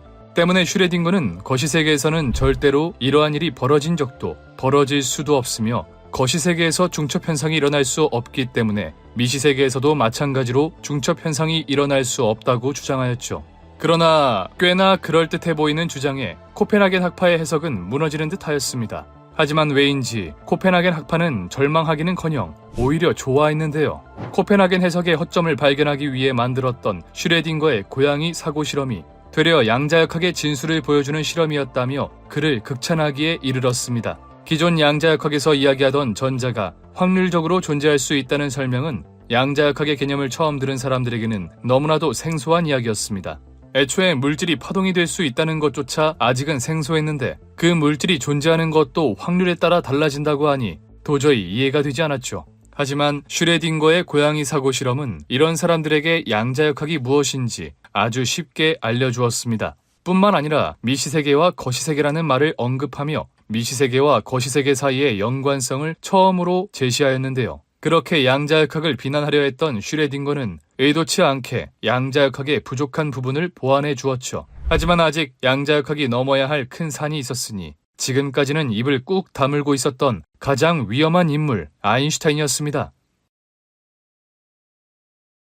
아인슈타인은 이 세상 모든 비밀이 수학적으로 완벽하게 풀릴 것이라 믿었습니다. 또한 이 복잡해 보이는 이 세상이 단 하나의 방정식으로만 이루어져 있을 것이라고 생각했죠. 그런데 이런 상황에서 이 세상의 근본인 매우 작은 입자를 설명할 때 확률에 의지할 수밖에 없다는 사실은 아인슈타인을 화나게 만들기 충분했습니다. 다행히 때마침 아인슈타인이 믿고 연구해왔던 고전역학과 고전역학의 틀을 깨고 새롭게 떠오르고 있는 양자역학이 싸울 수 있는 싸움의 장이 열리게 되는데 바로 1927년 10월 열렸던 제5차 솔베이 회의였죠. 솔베이 회의는 1911년 시작된 전 세계에서 가장 권위 있는 과학 학회로 당시 과학계에서 정말 중요한 미해결 문제를 토론하거나 어떠한 아이디어를 떠올리는 곳이었는데요. 마침 5차 솔베이 회의 주제는 전자와 광자, 여기엔 29명의 과학자가 초청받았는데 이곳엔 아인슈타인을 포함해 총 17명이나 노벨상을 받았을 정도로 인류 역사상 다신 없을 모임이라고 불리기도 했죠. 그런 곳에서 아인슈타인과 코펜하겐 학파는 양자역학의 존립을 두고 싸우기 시작합니다. 먼저 닐스 보어가 나서 코펜하겐 학파가 만들어낸 위대한 이론, 양자역학을 설명하는데요. 양자역학이 워낙 어렵고 난해한 학문이라 이들이 한 번에 이해하는 것을 바라지도 않았겠지만 문제는 보어가 너무나도 말주변이 없다는 것이었습니다. 실제 보어의 발표를 듣던 몇몇 과학자들은 보어의 말을 이해하지 못해 양자역학을 거부하게 될 지경이라고 이야기했죠. 결국 보어는 전략을 바꾸기로 하는데요. 한 번에 여러 명을 설득시킬 수 없다면 한 명 한 명씩 이해를 시키는 것이었습니다. 그렇게 보어는 5일 동안 한 명 한 명에게부터 귀에서 피가 나올 정도로 양자역학에 대해 설명하였고 보어에게 설명을 들은 학자들은 마지못해 양자역학을 받아들일 수밖에 없었습니다. 그렇게 솔베이 회의 3일차 보어는 드디어 이제 양자역학이 사람들에게 인정을 받았다고 생각했는데요. 하지만 그들이 간과하고 있는 인물이 있었으니 바로 아인슈타인이었습니다. 아인슈타인은 무슨 이유에선지 아무런 반론도 제기하지 않으며 그들의 이야기를 잠자코 듣고 있었습니다. 마치 보어의 설명을 듣다 보니 마침내 양자역학을 받아들이기라도 한 듯 보였죠. 하지만 보어가 양자역학이 완벽한 학문이라고 하는 순간 아인슈타인은 끝내 참지 못했는데요. 입자의 위치도 운동량도 정확하게 측정할 수 없으면서 단지 확률로서 어떠한 현상을 이야기한다는 것은 도저히 받아들일 수 없었고 이들을 정확하게 측정하지 못한다는 것은 아인슈타인에게 단지 핑계로 들렸습니다. 그저 관측 장비가 발달하면 해결될 문제로 보였죠. 결국 아인슈타인은 한 가지 사고 실험을 통해 양자역학의 기초, 불확정성의 원리를 공격하기 시작합니다. 그는 변형 이중 슬릿이라는 재미있는 물체를 가지고 왔는데요. 첫 번째 슬릿에는 마름모꼴로 파여있는 미세한 구멍을 만들고 그 뒤에는 우리가 알고 있는 구멍이 2개나 뚫린 슬릿을 배치했습니다. 여기서 첫 번째 슬릿을 향해 전자를 발사하게 되면 전자는 입자의 성질을 띠기 때문에 전자가 구멍 아래쪽을 맞으면 위로 튕겨나가고 슬릿은 아래쪽으로 움직이게 됩니다. 반대로 전자가 구멍 위쪽을 맞으면 아래로 튕겨나가고 슬릿은 위로 움직이게 되겠죠. 그리고 이 첫 번째 슬릿을 통과한 전자는 다음 슬릿에 도착해 간섭 무늬를 그리게 될 텐데요. 이때 첫 번째 슬릿의 움직임을 통해 전자의 입자성을 알아냄과 동시에 간섭 무늬를 통해 전자의 파동성 역시 동시에 알아낼 수 있었죠. 다시 말해 전자를 관측하면 전자가 입자처럼 행동하고 관측하지 않으면 파동처럼 생긴다는 불확정성의 원리에서 사실 관측은 별 의미가 없다는, 그러니까 불확정성의 원리는 틀렸다고 주장한 것이었는데요.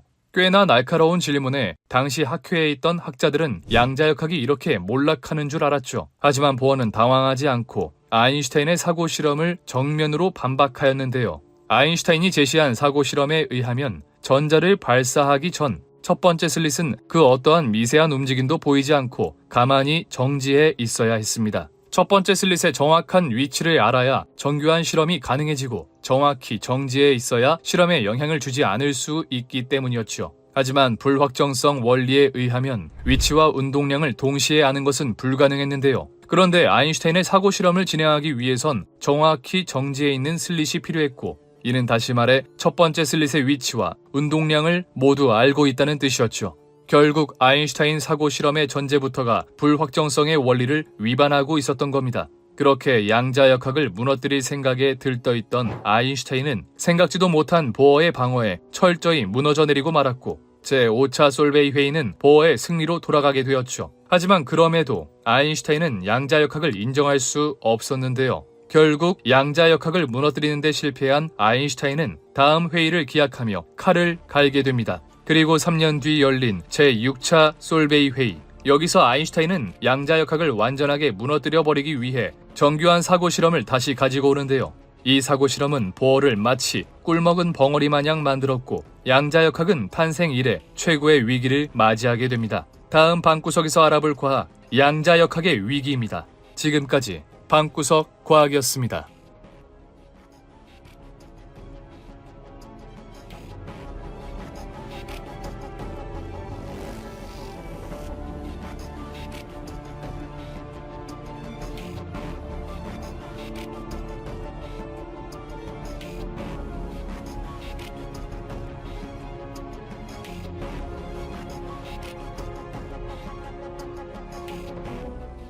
(1977년 9월 5일) 지구와 가까운 행성들을 탐사한다는 사명 아래 발사된 탐사선 보이저 1호. 발사한 지 어언 46년이 흐른 지금까지도 우주의 끝을 향해 나아가며 우리들에게 계속해서 수많은 정보를 보내주고 있죠. 그렇게 현재 보이저 1호가 위치해 있는 곳은 무려 태양으로부터 약 240억 킬로미터가 떨어져 있는 아주 먼 곳. 인류 역사상 가장 먼 곳을 항해하고 있는 보이저 1호는 지금도 하루에 약 147만 킬로미터의 속도로 우주의 끝을 향해 나아가고 있습니다. 이 속도면 약 16,700년 후 지구에서 가장 가까운 항성 프록시마 센타우리를 지나칠 것으로 보이는데요. 만약 보이저 1호가 부서지지만 않는다면 언젠간 우주의 끝에 도달할지도 모르죠. 그렇다면 2023년 현재 과거보다 훨씬 진보된 기술로 탐사선을 새로 쏘아 올린다면 우리는 조금 더 빨리 우주의 끝에 도달할 수 있지 않을까요? 그리고 그토록 궁금해하던 우주의 끝 저 너머에 대해 알 수 있지 않을까요? 하지만 이 생각은 너무나도 어리석은 것이었습니다. 우리는 우주의 끝은커녕 우주의 절반도 구경하기 힘들 겁니다. 그렇다면 과연 현재 우리 인류는 우주에 어디까지 도달할 수 있을까요? 수백 년이 흘러 우리들의 문명이 더욱더 발전한다면 우리는 우주의 끝을 가볼 수 있을까요? 오늘 방구석에서 알아볼 과학, 우리는 우주의 끝을 볼 수 있을까? 지금 바로 시작합니다.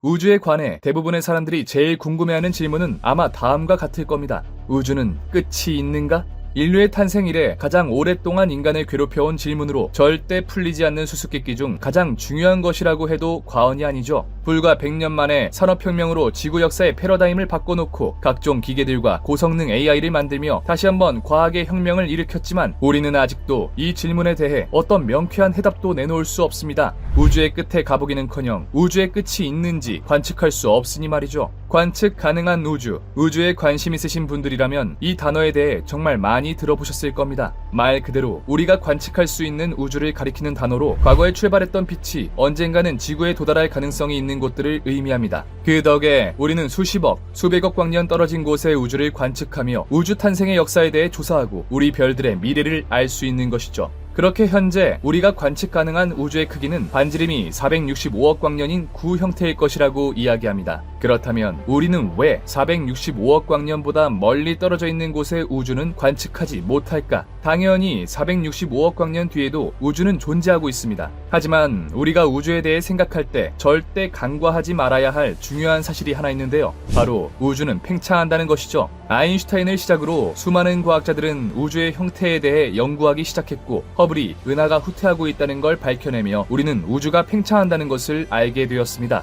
게다가 멀리 떨어져 있을수록 그 속도는 더욱 빠르다는 것까지 말이죠. 여기서 중요한 건 이 팽창 속도가 빛의 속도보다 빠를 수 있다는 것인데요. 다시 말해 우주의 팽창 속도가 빛의 속도보다 빨라지는 지점이 있고, 그 지점부터는 빛이 우리에게 도달하지 못해 관측할 수 없게 된다는 것이죠. 게다가 암흑 에너지에 의해 우주의 팽창 속도는 계속해서 빨라지고 있고, 시간이 흐르면 흐를수록 점점 더 많은 우주의 영역이 관측 불가능한 영역으로 사라지고 있습니다. 그리고 관측 불가능한 영역으로 넘어간 곳의 우주는 인류가 우주의 종말까지 기다리더라도 영원히 관측이 불가능할 겁니다. 하지만 슬픈 사실은 여기서 끝이 아니었죠. 아마 사건의 지평선이라고 하면 많이들 블랙홀을 떠올리실 겁니다. 블랙홀의 중력 크기가 빛조차 빨아들일 정도로 강해져 사건의 지평선 안에서 일어나는 사건에 대해 지평선 밖에서는 어떠한 정보를 감지할 수 없게 되는 경계를 사건의 지평선이라고 부르는데요. 사건의 지평선은 비단 블랙홀에만 해당되는 일이 아니라 우주의 관점에서만 봤을 때에도 존재하는 개념이었죠. 우주론적 사건의 지평선은 암흑 에너지로 인해 발생하는 우주의 팽창에 의해서 생기는데요. 암흑 에너지로 인해 우주 공간 자체가 팽창하면서 모든 은하는 서로 멀어지고 있고, 서로 간의 거리가 멀어질수록 그 속도도 계속해서 빨라지죠. 그런데 우리 은하와 어떤 외부 은하 사이의 거리가 너무 먼 경우 서로 간에 멀어지는 속도가 광속을 넘게 되는 특이점이 존재하게 되는데, 이렇게 되면 외부 은하에서 출발한 빛이 물리적으로 절대 지구에 도달하지 못하게 됩니다. 그리고 이를 우주론적 사건의 지평선이라고 부르죠. 그렇다면 관측 가능한 우주랑은 다른 게 무엇일까? 관측 가능한 우주 역시 외부 은하에서 출발한 빛이 물리적으로 지구에 도달해 우리가 볼 수 있는 것 아니었나요? 관측 가능한 우주란 현재 시점에 지구에서 볼 수 있는 범위를 말하는데요.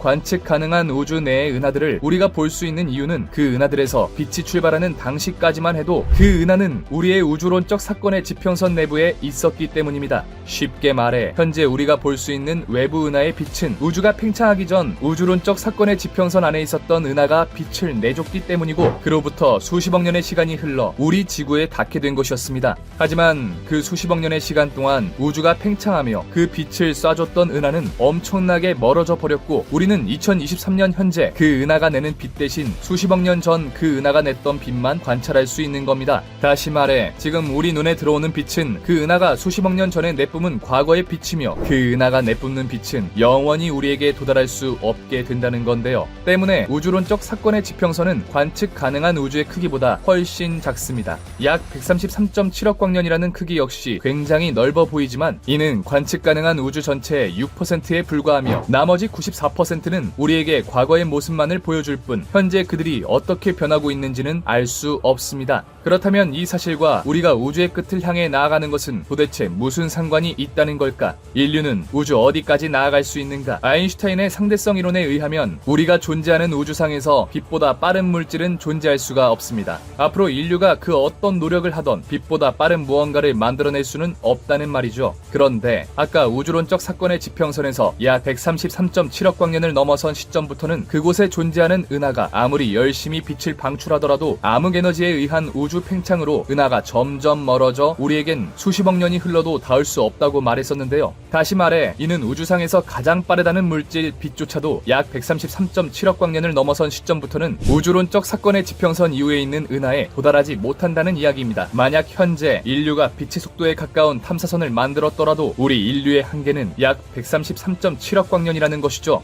그나마 우리가 도달할 수 있는 6%의 공간 역시 시간이 흐르면서 사건의 지평선 너머로 사라질 것이고, 결국 우주론적 사건의 지평선 안에는 은하가 몇 개 남지 않게 될 겁니다. 그리고 약 1500억 년 정도가 지나면 대부분의 외부 은하군이 사건의 지평선 너머로 사라질 것이라고 이야기하는데요. 때문에 일부 학자들은 시간이 지나 더 이상 외부 은하군에 도달할 수 없게 되기 전 최대한 빨리 광속에 가까운 탐사선을 개발해 최대한 많은 외부 은하들의 인류를 보내 개척해야 한다고 주장하고 있습니다. 1500억 년이라는 시간이 굉장히 먼 미래이기는 하지만 지금 이 시간도 우리가 도달할 수 있는 우주의 크기가 점점 줄어들고 있으니 일리가 있는 말이죠. 하지만 2023년 현재 우리 인류는 광속은커녕 비교하기도 미안할 정도로 느린 탐사선밖에 만들지 못하고 있습니다. 지금까지 인류가 개발한 탐사선 중 가장 빠른 속도를 가진 것은 2018년 8월 나사에서 발사한 파커 솔라 프로브호인데요. 태양 근접 비행을 위해 발사된 파커 솔라 프로브호는 태양 표면 기준 850km까지 근접하며 많은 정보를 전달해주고 있죠.